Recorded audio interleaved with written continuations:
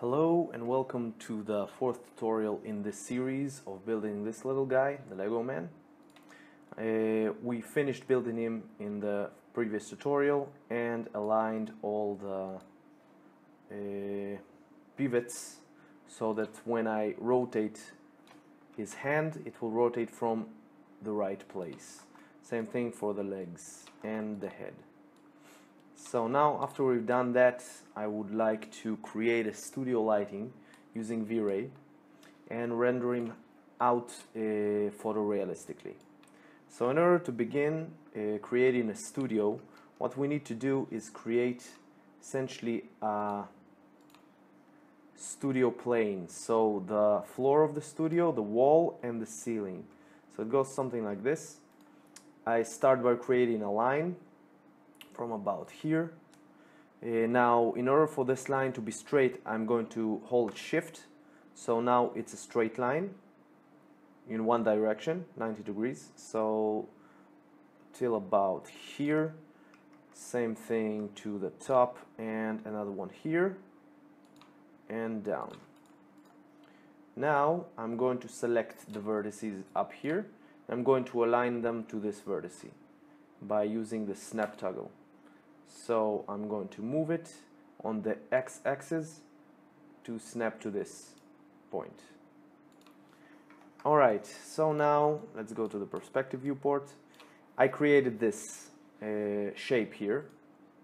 What I want to do with this shape is duplicate it. So I'm going to unselect the 3 here and move it to the right, shift drag to the left, like so, and create a copy. Now in the modify panel, I'm going to attach both of these lines, and I'm going to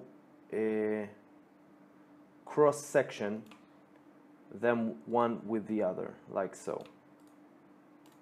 Alright, the next thing I want to do is give them a thickness, give them a form. In order to do this, to make them essentially an editable polyform, I'm going to add a modifier named surface. Alright, so now we have our surface from the 2 lines. I'm going to down the steps to 0 and convert this to editable poly, like this. Now I'm going to select all the polygons in the form, and as you can see, the polygons are facing out and we need them to face in, so I'm going to flip them like so. I need to create my stage to make it a little bit bigger, so I'm going to go to the left viewport and just make it bigger. So this is fine. And just place the stage so that the little guy can be almost touching the floor. And it needs to be somewhere in the center, so I'm going to move the stage like this. Alright. I'm going to change the realistic to shaded because the shadows, realistic shadows are bothering me.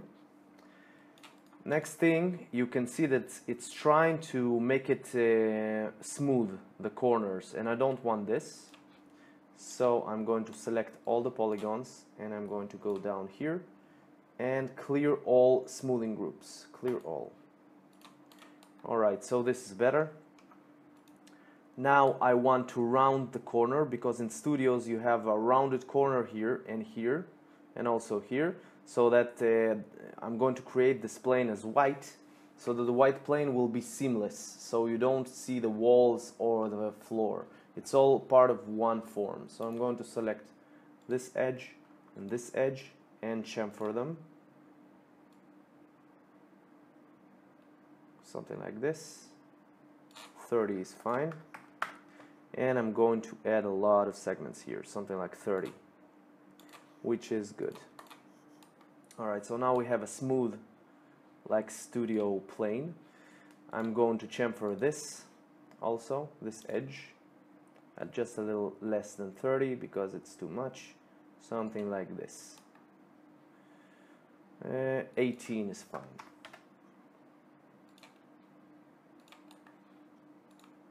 Alright, next thing I want to do is I want to give it a material. So the material I want for this studio is just a plain white V-Ray material. So I'm going to change this materials that is not being used. You know that it's not being used because there are no like rectangles on the sides of the material. This means this material is empty and it's not being used by anything in the scene. So I'm going to change it from standard to V-Ray material.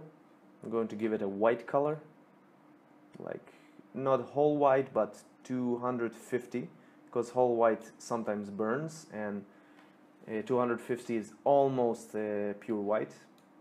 I'm going to drag it to give the stage the material. This is great.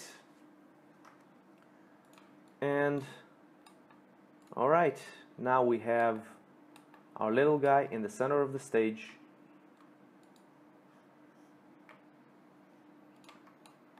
And let's take the stage a little bit up so it touches his legs from the left viewport. Second. You know what? We'll just take the little guy, unselect the stage, just move him just a little bit up. Like so. Alright. So next thing I want to do is add a camera to our scene. So I want to see the angle in which we're filming this little guy.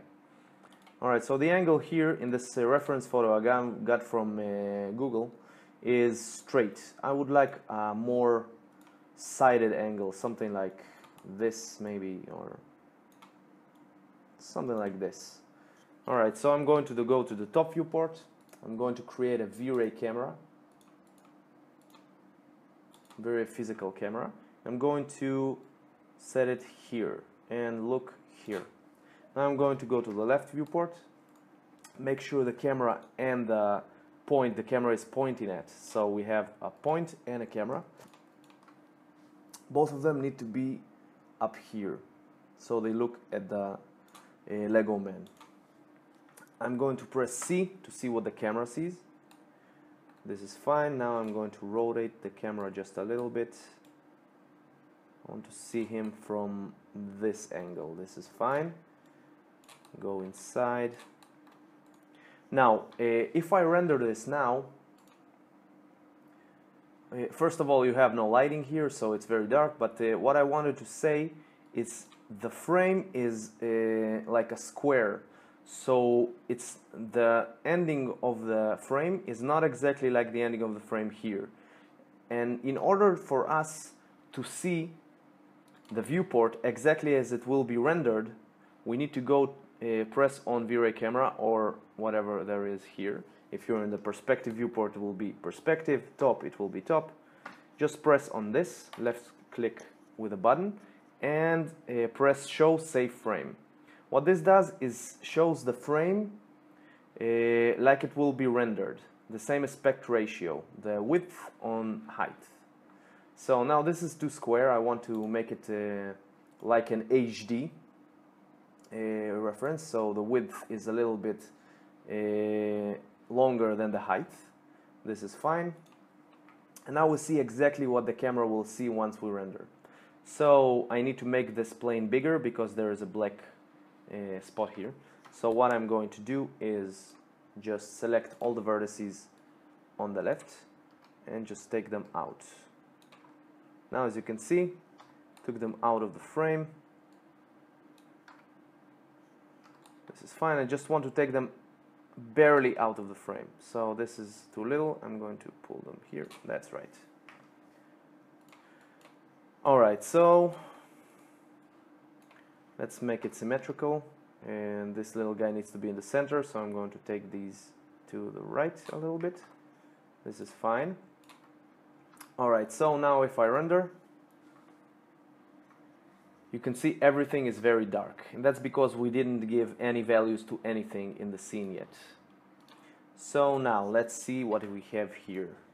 We have V-Ray is selected. If you don't have a render setup V-Ray, you need to change it here. You go down, assign renderer, production, and change this to V-Ray renderer.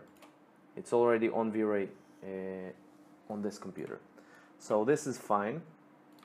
Next thing we'll see, the environment is black here, so it gives up no color. Next thing, we'll go here. Adaptive is fine. I'm going to change the frame buffer. No, I'm not going to change anything here. The frame buffer needs to be enabled because we're going to work a little bit with the frame buffer. I'm going to explain about the vray frame buffer and how we can use it for our advantage. Alright, so this is on, fine. Adaptive is fine, area is good. Make sure you have a minimum shading rate of 2 because 1 can produce very spotty results. Adaptive image 1 and 4 for the test renders, it's fine. We will make it higher later. This is fine for test renders. Environment, don't touch this for now. Color mapping, let's change this to linear multiplier. We're going to work with a linear workflow, which means we don't change in the color mapping anything. We just leave it on 1, 1 and gamma 2.2. And what we will change are values inside our frame buffer later. So I'm going to make this linear, gamma 2.2, 1 and 1, and change the mode to color mapping and gamma. Now I'm going to deselect the effect background and select the subpixel mapping and clamp output in order for this to clamp too bright of an areas. So this is always good. In our tutorial for the room, I also did the exact same thing. Both of these are ticked always in all my renders. So color mapping and gamma, tick here, fine. Let's enable the GI. First one is radiance map, second one is light cache. I'll come back here in a second. In settings, dynamic memory limit is the limit of the memory for things like proxies and things I didn't teach you yet. But in scene as simple as this one, just one object inside of studio lighting, 4000 is way too much. It's fine. Just leave it on whatever this value is. So we're not going to touch this. Let's go to GI back here. In the radiance map, I'm going to current preset very low because this is a test render. I just want to see the results. This is fine. And in the light cache, I'm going to give it a value of 800, also because of this is a test render. This is fine. Alright, everything is fine now. Let's try rendering it out. So now we have no lights in our scene whatsoever. Nothing is lighting anything. That is why this picture is completely dark, completely black, because nothing is lighting the scene. So now in the vray frame buffer, I would like to show you a couple of things. The first thing I want to show you, the most important things are here and these down here, but I'm going to touch them after we start rendering the final picture, because these are tweaks that are essentially here to replace Photoshop. So we have tweaks like curves and levels and things like that. But the first thing I want to unclick is this one, display colors in sRGB space. This space is very linear, so the colors, if I leave it on, the colors will be very washed out.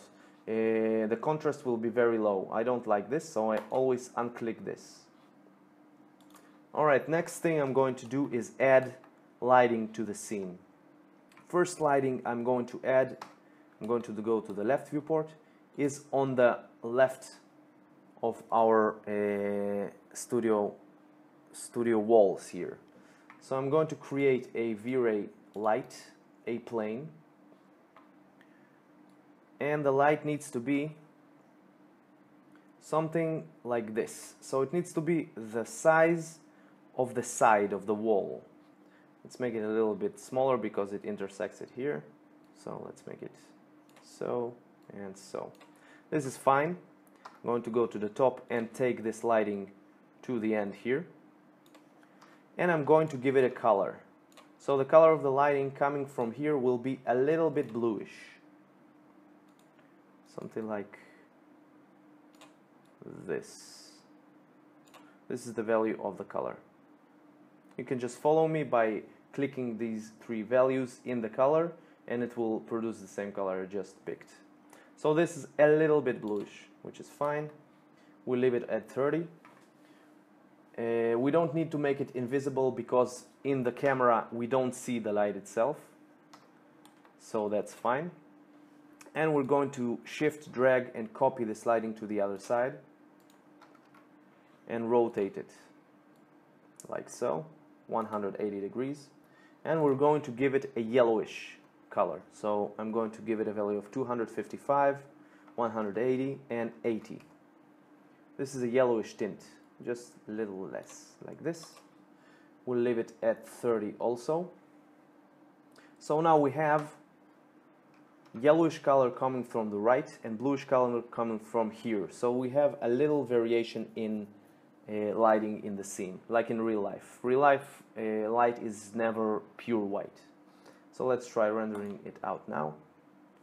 As you can see, it looks already much better.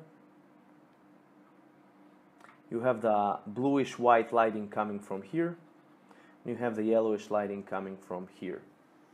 It's too dark still, but we're going to fix it, don't worry.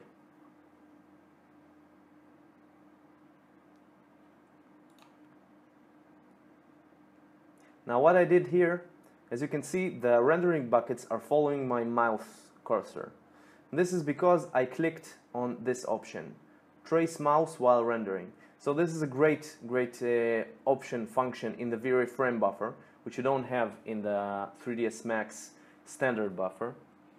And this, if you want to render an image and you want to see a region of the image first to see if it's fine, if it's aligned correctly, you can just click here and render only the place you want to render. So this is great for test renders and things like that. Alright, so now it's a little bit too dark. I'm going to make it brighter and add another light. Another thing I would like to do, if I go to the vray camera, you can see that the white balance or the custom balance is bluish. This is because it's correcting the blue colors. This is for scenes, daylight scenes. It corrects the daylight a little bit. We don't need this. I want to make it neutral, so there is no correction inside the camera, because all the color corrections will be made in the vray frame buffer and with the lightings. So, oh, another thing before I forget, you need to check if your results are not the same as mine when you render. You need to check first thing if in the rendering gamma LUT setup, the enable gamma LUT correction needs to be clicked, because we're working in a linear workflow now. As I said before, the color mapping or the color correction is on 1, and 2.2. This means that all the correction will be made later. This is standard 1 and 1. In order for this to work correctly, you need to click the gamma LUT setup. You need to click here too. So this needs to be clicked on, and also these two. All right. So let's make the lighting a little bit brighter. No, we'll change this in the camera. But one thing that is bothering me is when I render, you can see a blackish, a darkish place here. This is because the light is too close to the beginning of our frame when we render. So what I'm going to do is just take the light back a little bit, make our stage a little bit bigger, like so, and take this light back, like so. This is supposed to correct this. Now I'm going to make the light, no, I'm going to leave it on 30, and I'm going to correct the lighting here in the camera. The way I do this is there are 3 options inside the vray physical camera that control the brightness. First one is film speed, the ISO. If you make this bigger, this value bigger, the image will be brighter. The second one is the shutter speed. When you make this value smaller, the image will be brighter. So it's counterintuitive. This smaller value here means brighter image. And the third place is the F number. If you make this value smaller, the image will become brighter. So it's also counterintuitive like this option. So what I'm going to do is make the image a little bit brighter. I'm going to change the 8 to 6. I'm going to change the 200 to 100 and the ISO to 150. So now the image, I think, will be very bright.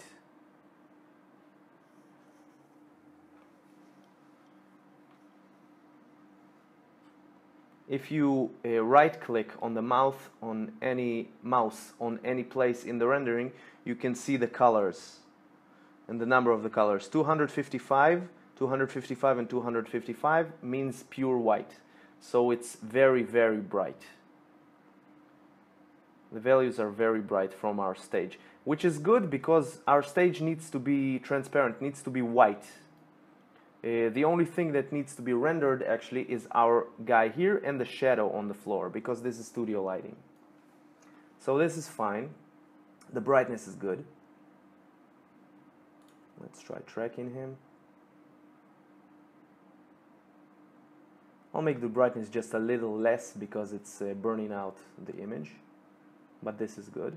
Now if I didn't deselect the display colors in RGB in the beginning, it would look like this. So it's very washed out. This is fine. Let's just make the lighting less bright on this side. Let's make it 15. On this side, let's make it 20. So that the yellowish, no, you know what, 15 here and 20 here.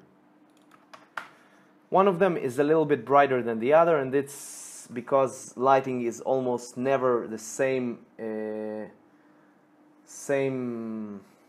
temperature or same multiplier on both sides of the image. So we'll make one just a little bit brighter than the other, and this will make a more natural feel to the image.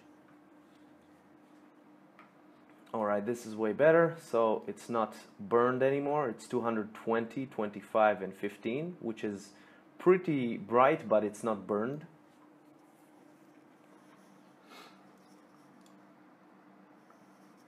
As you can see, our Lego man has reflection. We created these materials in the previous tutorial and they're pretty perfect. His reflection are pretty good, just like here. We don't need to change anything, actually.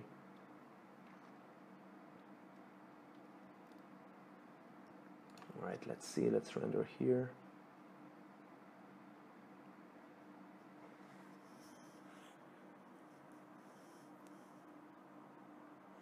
I'll make it just a little bit brighter from both sides.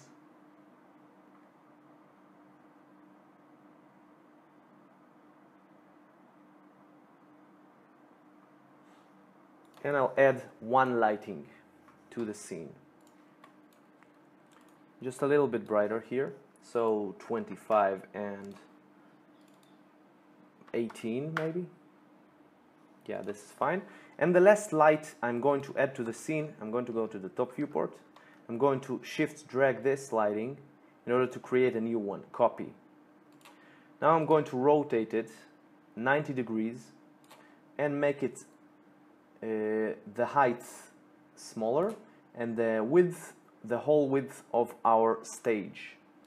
So this is about right. Now I'm going to go to the left viewport. I'm going to place it up here. This is the fill light. In studios, when you take a picture of models or things like that, you have a fill light. You have a light that is up on the ceiling and it's filling the room. So now we have a left light, a right light, and a fill light. The fill light usually is directed towards the ceiling itself, like so. So I'm going to rotate it 180 degrees and take it back a little bit.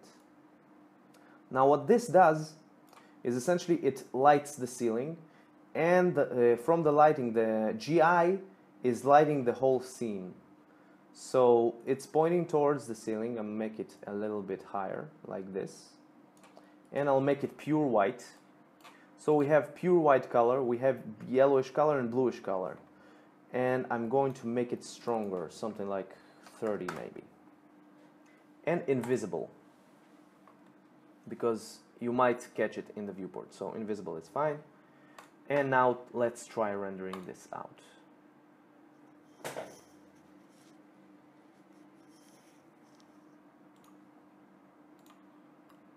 Okay, so this is very burned. It's no good.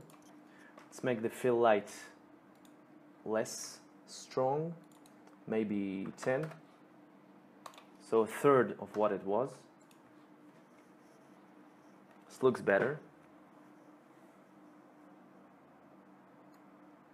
247, 249, 250, which is white but not burned, not totally burned, so this is good.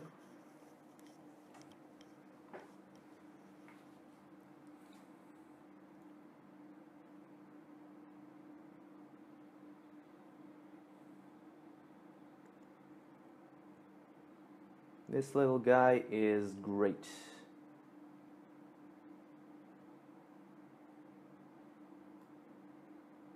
Alright, so as you can see, it's not burned, at least not fully burned, and our Lego man is receiving enough lighting for everything. Okay, the last thing I want to do is I want to add a little bit more shadow down here, because there is a shadow on our studio floor, but it's almost unseen. In order to fix this, I'm going to add ambient occlusion to the floor. The way I do this, what ambient occlusion means essentially is when an object touches another object, it casts a darker shadow in the corners, in the sides. So this adds depth to the picture. So what I'm going to do is I'm going to add ambient occlusion to this material, the white material of the, let's call it studio room. Now in order to add ambient occlusion, I'm going to use a V-Ray helper named V-Ray Dirt, V-Ray material essentially, named V-Ray Dirt. The way I'm going to do this, I'm going to click on V-Ray material when I'm standing on studio room. And I'm going to change this to V-Ray blend material. And I'm going to leave this on keep old material submaterial. What this does is just creates a material and I can blend up to 9 materials into one. The blending amount is decided by or this rectangle here or this line here. What this means, if I put the yellow plastic material in this place, I'm going to copy it here. Essentially what happens is we get 50% of this material and 50% of this material. So we get a mishmash of 2 materials into one. The reason we get 50% from here and 50% from here is because this rectangle, this square stands square in the middle on 1, 2, 8. This is the middle of our slider. If I make it higher, then I get more of this material. If I get it lower, I get more of this material. Alright? And I can do this for 9 different materials. I just can create one material out of 9 materials and combine them using these squares here. What I want to do is something a little different. I want to create an ambient occlusion. In order to do this, I'm going to copy this studio here. Make sure you're on copy and not instance. This is important. I'm going to make this white material darker, so something like 90, pretty dark.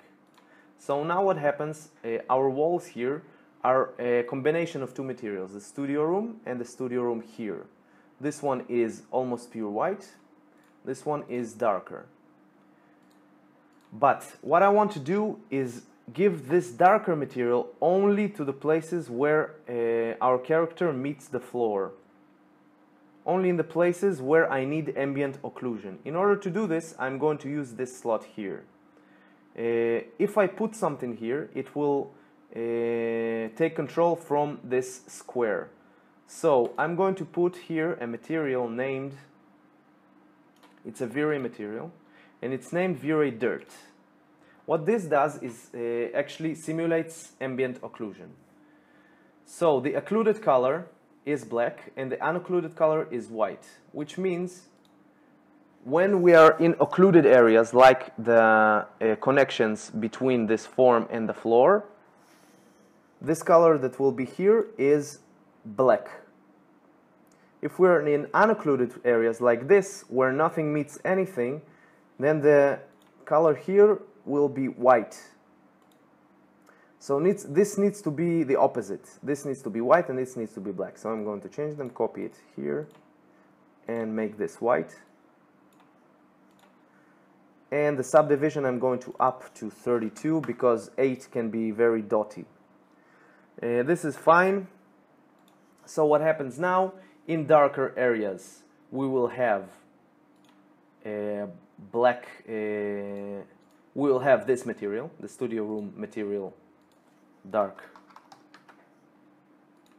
In darker areas, and in brighter areas, this dark material will not affect the background at all. So let's try. I'll make it even a little bit darker, like this. Let's try rendering that Ada out now. Let's render this area first. Okay, as you can see, these darker areas that connect with the floor are more dark, and you can see the connection more clearly.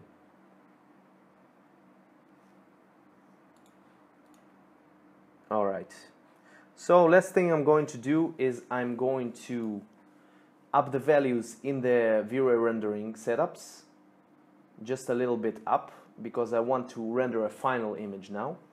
So the places I'm going to up the values are here. Adaptive image sampler I'm going to up to 2 and 8. This will make sure there are not a lot of dots in my image. Same thing here. The noise threshold I'm going to take down to 0.05, so less noise in the image, less dots. This I'm going to make 0.75, adaptive amount. Also a value that when you make it smaller, there are less noise in the image. This is fine. In the GI, I'm going to, the light cache, I'm going to make it 1000 is enough for our image because it's a very simple image. And very low I'm going to put on medium. Again, this is enough because it's a simple image. And I'm going to enhance the details. What this does, it enhances small details. And we have an object here, and we want to see its small details, so I'm going to click this. Medium is fine. I'm going to up these two values just a little bit to 40 and 80. This will prevent splotches from happening in the image, from like light leaks and things like that. This is fine. This is great. And that's it. Now we can render our final image. Let's see that the resolution is, yeah, it's an HD resolution, which is fine for this tutorial. We can make it higher. And we will render it, and I will show you another thing in a vray frame buffer that will make this image just a little bit more contrasted. So it will take just a little longer time to render, maybe a lot longer time to render, because we upped the values in the rendering setups.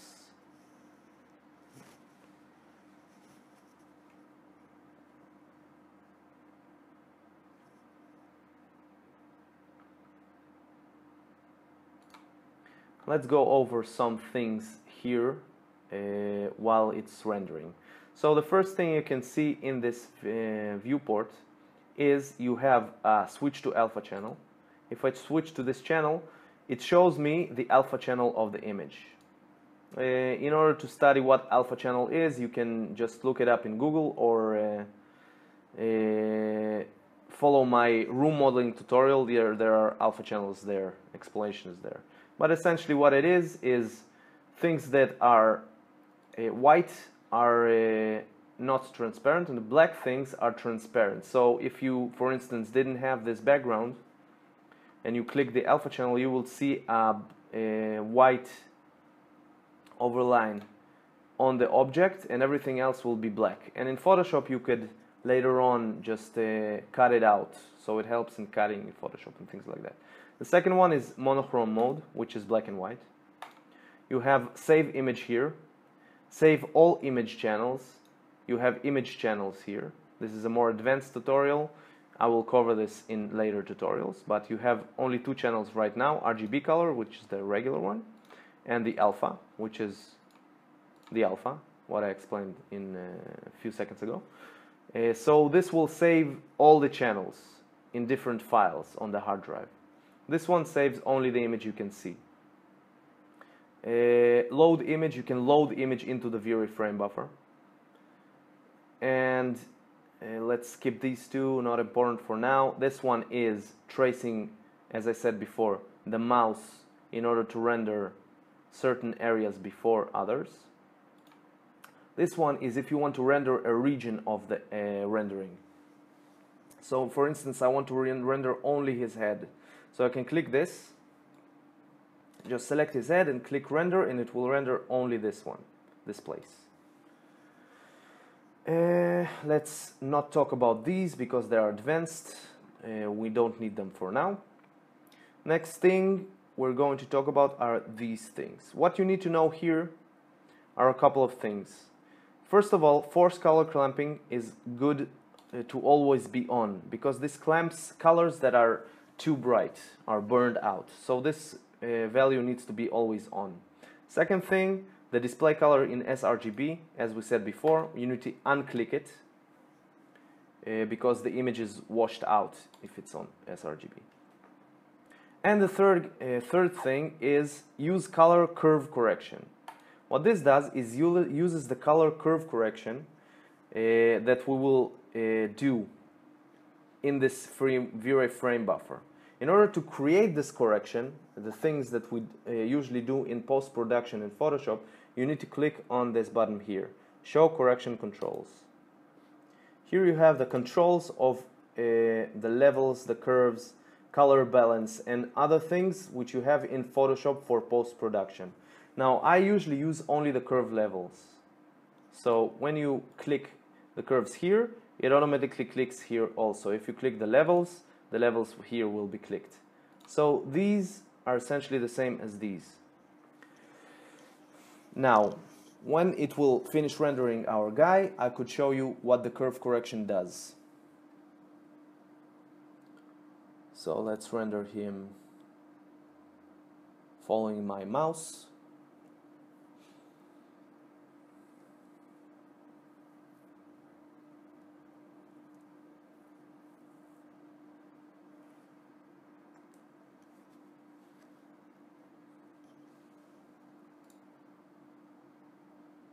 Alright, great.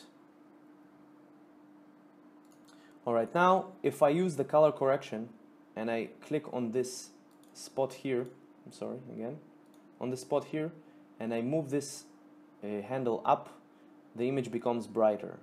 So I can make the image brighter or darker, just fix the coloring. I'm gonna make it just a little bit darker, like so.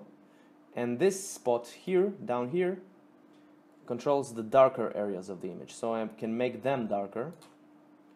And this one not make darker, but almost the same as it was, like this. What happens now if I unclick this? This is the regular image, and this is the image with the curve correction. So we have a little bit more contrast. We can play with this value, make it a little bit brighter, and make this a little bit darker. Bump up the correction. This is great. It's too bright, I think. Make it just a little. You almost don't need correction in this specific image, but in interior renderings or things like that, I usually use this option a lot. So let's make this a little less. Yeah, we have just a little bit more of a contrasted figure. So that's it for this tutorial, and I'm going to wait until it finishes rendering, and I'm going to show you the final rendering image. I hope you enjoyed this series, and stay tuned on my channel for new series on a new subject in the 3D Studio Max and V-Ray space. Thank you and goodbye.